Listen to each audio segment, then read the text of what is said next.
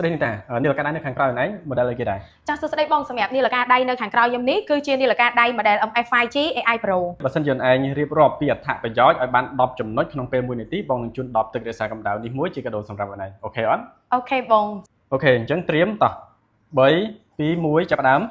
ទី1តួខ្លួនរបស់នាឡិកាគឺជាប្រភេទ stainless steel ទី2កញ្ចក់នាឡិកាគឺជាប្រភេទ temper glass ទី3ខ្សែនាឡិកាគឺជាប្រភេទជាប់ស៊ីលីកូនតុនដែលពាក់ទៅមិនធ្វើឲ្យបងបងឈឺដៃឬមួយក៏លមាស់ដៃទេបងបងអញ្ចឹងទី4គឺកាមេរ៉ាប្រកបដែលបងបងអាចថតបង្វិលបានរហូតដល់190ដឺក្រេទី5គឺបងបងអាចប្រើប្រាស់អ៊ីនធឺណិតបានដោយសម្ផស្សគ្រប់ប្រព័ន្ធ SIM តែម្ដងបងបងសម្ផស្សជាមួយនឹង 5G ទី6គឺនាឡិកាដៃមួយនេះមានមុខងារតាមដានសុខភាពទី7នាឡិកាដៃមួយនេះដែរគឺមានជាមួយនឹងមុខងារកីឡា